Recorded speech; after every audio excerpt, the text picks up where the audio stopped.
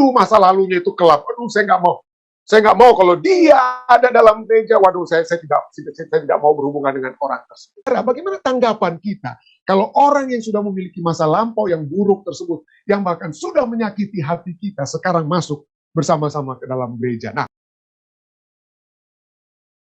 sahabat kita katakan, hanyalah Tuhan yang dalam hikmat dan rahmat yang tidak terbatas dapat membawa keadilan dan pembalasan dengan cara yang adil. Kenapa? Hanya Allah yang tahu tentang pembalasan yang adil. Kenapa? Karena kita tidak memiliki informasi yang lengkap. Kita tidak bisa mengetahui kedalaman hati seseorang. Kita tidak bisa mengetahui kalau orang ini sudah bertobat atau tidak bertobat. Seringkali di jemaat ada orang-orang yang waktu masa lampaunya dikenal sebagai orang yang tidak benar. Dan betul, mungkin orang tersebut melakukan banyak hal yang salah di dalam kehidupannya. Lalu kemudian satu waktu dia bertobat misalnya, lalu dia muncul di gereja misalnya. Lalu ada orang-orang yang sudah mengenal orang tersebut. Waduh, masa lalunya itu kelap. Aduh, saya nggak mau. Saya nggak mau kalau dia ada dalam gereja. Waduh, saya tidak mau berhubungan dengan orang tersebut. Ya, itu seringkali. Dan kita semua mungkin sebagai manusia, kita merasa sakit hati kalau orang yang menyakiti hati kita di masa lalu, menyakiti keluarga kita di masa lalu, dan sekarang tiba-tiba sudah masuk dalam gereja bersama-sama. Dan bagaimana kira-kira tanggapan kita ya, sehubungan dengan hal tersebut?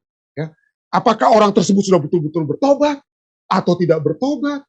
Jadi bagaimana tanggapan kita kalau orang yang sudah memiliki masa lampau yang buruk tersebut, yang bahkan sudah menyakiti hati kita, sekarang masuk bersama-sama ke dalam gereja. Nah, pelajaran kita sudah katakan bahwa penghakiman itu ada di tangan Tuhan, ya, ada di tangan Tuhan. Dan itu yang terjadi. Bahkan mungkin bukan orang yang masa lalunya jahat, tapi mungkin orang baik di dalam gereja, tapi tiba-tiba dia bisa saja menjadi apa? Menjadi tidak baik dalam gereja, bisa menjadi pengacau. Tadinya dia, bagus sekali dia ketua jemaat di Indonesia, di tempat lain dia ketua jemaat, tapi sekarang, begitu masuk di jemaat kita, kenapa tiba-tiba dia tidak bagus tindakan-tindakannya? Ya, jadi inilah pertanyaan-pertanyaan yang seringkali ditanya kepada saya sebagai pendeta, dan jawaban saya adalah bahwa karena inspirasi sudah katakan dalam Selected Messages, buku kedua halaman 140, bahwa perpecahan akan terjadi di dalam gereja. Dua kelompok akan berkembang. Gandum dan lalang tumbuh bersama-sama untuk apa? Gandum dan lalang akan tumbuh bersama-sama untuk dipanen, Bagaimana kita bisa mengetahui hal ini? Gandum, ya, kita lihat ada satu perumpamaan Tuhan Yesus dalam Matius 13, ya. Yesus membentangkan sebuah perumpamaan dalam Matius 13 ayat 24 kepada mereka. Katanya, hal kerajaan sorga itu seumpama orang yang menaburkan benih yang baik di ladangnya. Jadi di ladang itu ada benih yang baik, ya. Kerajaan sorga itu orang yang menaburkan benih yang baik di ladangnya. Tetapi pada waktu semua orang tidur, datanglah musuhnya. Musuh daripada petani tersebut menaburkan benih lalang di antara gandum, lalu pergi. Matius 13 ayat 25. Lalu ketika gandum itu tumbuh dan mulai berbulir, tampak juga bukan hanya gandum, tapi juga apa? Lalang itu tumbuh sama-sama. Sama-sama tumbuh. Maka datanglah hamba-hamba Tuhan ladang kepadanya dan berkata, Tuhan, bukankah benih baik yang Tuhan taburkan di ladang Tuhan? Di ladang Tuhan maksudnya. Dari manakah lalang ini? Siapa yang tabur? Dengan kata lainnya, siapa yang tabur? Lalu jawab Tuhan itu, seorang musuh yang melakukannya. Ayat 28 dan 29. Seorang musuh yang melakukannya. Lalu berkatalah hamba-hamba itu kepadanya, apa yang kita mau buat sekarang? Maukah Tuanku supaya kami pergi mencabut lalang itu? Ini kita seringkali ya, di jemaat ya. Waduh, ini pendeta, ini masa lalunya. Aduh pendeta, sekarang ini tukang kacau. Gimana nih? Kita cabut saja dia. Atau apa? Ya, dengan kata, jangan terima dia di gereja. Tapi apa dikatakan di sini? Maukah Tuhan supaya kami pergi mencabut lalang itu? Tetapi Tuhan tanah itu berkata, jangan. Sebab mungkin gandum itu ikut tercabut pada waktu kamu mencabut lalang itu. Pada saat kamu mencabut lalang itu. Biarkanlah, ayat 30, biarkanlah keduanya tumbuh bersama-sama sampai waktu menuai. Pada waktu itu aku akan berkata kepada para penuai, kumpulkanlah dahulu lalang itu, dan ikatlah berkas-berkas untuk dibakar, kemudian kumpulkanlah gandum itu ke dalam lumbungku. Jadi potong sama-sama tapi bisa dipisahkan. Kenapa? Karena kalau sudah tumbuh, sudah sama-sama matang, siap dituai, kita bisa melihat bedanya. Yang mana adalah yang berbuah itu walaupun hampir mirip antara lalang dan gandum itu, tetapi yang satu itu kosong pada saat masa panennya. Dia kosong, jadi hampir sama, tetapi tidak sama. Yang satu berisi, yang satu kosong. Yang satu diisi oleh firman Tuhan, yang satu hanya diisi untuk cari masalah di dalam jemaat. Tapi sampai kedatangan Tuhan kita tidak bisa apa. Lihat, sebelum masanya, sebelum waktu untuk dituai, sebelum waktunya. Saat ini belum. Kenapa? Karena mungkin orang yang macam-macam itu atau yang bikin masalah itu, ya dia kita belum bisa tahu kalau dia itu lalang atau gandum saat ini. Masih sama kelihatan. Sepertinya ya, masih kelihatan sama. Jadi inilah kita lihat bagaimana gandum dan lalang itu hampir dalam bentuk yang sama. Tapi kumpulkan mereka, ikat sama-sama, dan ikatlah gandum tersebut untuk yang dipanen, atau yang lalang tersebut juga kita dapat ikat. Ya. Lalu kemudian Yesus meninggalkan orang banyak itu lalu pulang. Ayat 36 ya, Matius 13, setelah Yesus mengucapkan perumpamaan. Lalu murid-muridnya datang dan berkata kepadanya, jelaskanlah kepada kami perumpamaan tentang lalang di ladang itu, kata murid-murid kepada Yesus. Ya. Lalu Yesus menjawab ayat 37 sampai 40 ya, katanya, orang yang menaburkan benih baik, yang petani yang baik itu adalah anak manusia. Yesus ya, adalah anak. Jadi Yesus datang seperti yang tahun rahmat yang kita sudah baca dari Yesaya 61 ayat 1 dan 2. Jadi itu anak manusia, dia menaburkan tahun rahmat. Dia menaburkan benih baik adalah anak manusia. Ladang ialah dunia. Benih yang baik itu adalah anak-anak kerajaan. Dan kemudian apa Yesus katakan? Dan lalang adalah anak-anak si jahat. Musuh yang menaburkan benih lalang ialah iblis. Jadi interpretasinya adalah dalam dunia ini harus ada yang good and the bad. Yang baik dan yang buruk. Dalam gereja juga bukan yang baik dan buruk, tetapi ada yang bertobat dan ada yang apa? Yang tidak bertobat. Ya. Tetapi sebelum masanya, biarkan sama-sama tumbuh. Siapa tahu bisa apa ya? Kita tidak bisa tahu yang mana yang bertobat. Ya. Saat ini mungkin Anda pikir saya adalah orang yang bertobat, tapi siapa yang mau tahu apa yang akan terjadi dengan saya 5 tahun, 10 tahun, 15 tahun ke depan? Apa yang bisa kita tahu tentang diri kita masing-masing? 5, 10, 15 tahun ke depan. Ya. Yang setia mungkin jadi tidak setia, yang tidak setia dapat menjadi apa? Dapat menjadi setia. Tapi untuk saat ini kita tidak bisa tahu. Ya, kita tidak bisa tahu. Itulah sebabnya dalam testimoni jilid 5 halaman 172, Pena Inspirasi katakan, masuknya anggota-anggota yang belum diperbaharui hatinya, artinya yang belum bertobat, the members who have not been renewed in the heart, artinya belum bertobat dan belum memiliki reformasi dalam kehidupannya, adalah sumber kelemahan di gereja.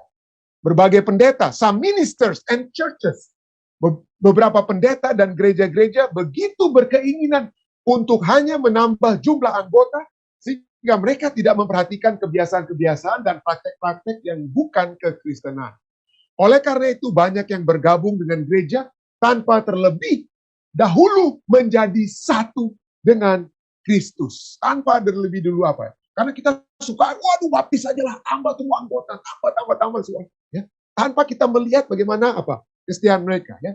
Tanpa terlebih dahulu melihat apa mereka menjadi satu dengan Kristus. Setelah kita dapat lihat bahwa benih Injil belum bersemi, yaitu lalang belum berubah menjadi gandum, atau kita tidak bisa membedakannya. Dalam hal ini setan menang. In this, Satan triumph. Dalam hal inilah setan menang. Anggota-anggota seperti inilah yang menjadi agen setan yang paling efisien. Mereka menjadi umpan bagi jiwa-jiwa lainnya. Mereka adalah lampu palsu, memikat orang yang tidak waspada kepada suatu kebinasaan. Jadi apa yang kita harus lakukan kepada orang-orang yang mungkin belum bertobat atau tidak benar masuk dalam gereja? Pecat semua. Yesus katakan apa dalam Matius 13:28? Ya, apakah kita harus cabut lalang itu? Murid-muridnya bertanya dalam perumpamaan itu, gawai daripada Tuhan. Tapi ia berkata jangan. Sebab mungkin gandum itu ikut tercabut.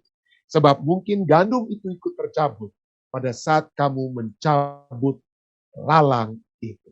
Jadi dengan kata lain, lebih parah keadaannya kalau kita hanya mau main pecat, artinya mau cabut semuanya, gitu ya. Lebih parah.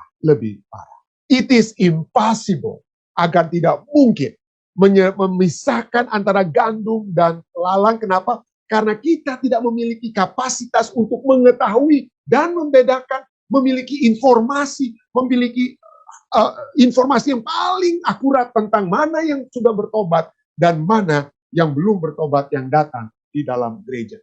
Pada saat Nabi Samuel melihat Eliab, ini khotbah saya juga untuk di Cover Diungkap ya, untuk besok pagi waktu Indonesia. Pada saat Nabi Samuel melihat Eliab, wah perawakannya bagus.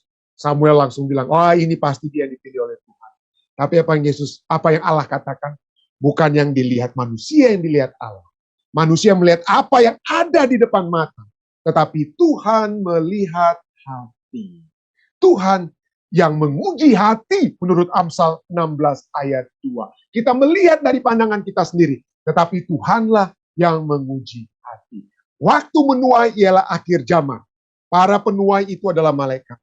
Maka seperti lalang itu dikumpulkan dan dibakar dalam api, demikian juga pada akhir zaman. Itu yang Yesus katakan dalam Matius 13.